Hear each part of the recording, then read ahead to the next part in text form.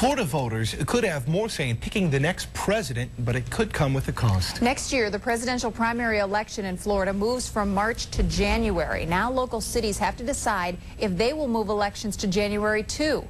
Marco Island leaders are leaning toward keeping their elections in March. But as Joe Capasso found out, that's an expensive and a politically charged choice. It's abuse. It's abuse of funds and taxpayers' money.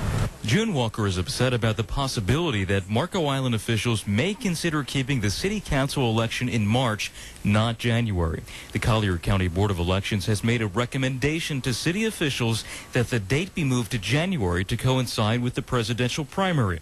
It would save taxpayers between $25,000 and $30,000. If a municipality doesn't run their election on a countywide election date, then they would be responsible, and this is by statute, for all the costs associated with that election. City Manager Bill Moss says the city should follow the charter, which says the election is held in March. He doesn't think the date should change year to year. $30,000 in our city is not going to make that much of a difference. I actually think they need to start clipping coupons. I think that would be good for the city. Islanders say the city has another agenda. That's keeping the current city council in office for a few extra weeks to keep the sewer replacement program in action. The sewer installation is currently costing residents about $24,000 a home. One of the things they're doing is try to ramrod these sewer projects through as fast as possible.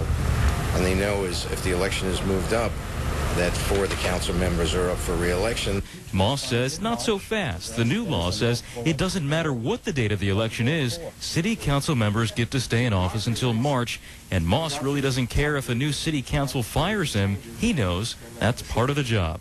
No, I'm not worried, and the city manager always serves at the pleasure of city council, so council can just decide this afternoon or this evening that they don't want me to serve as city manager.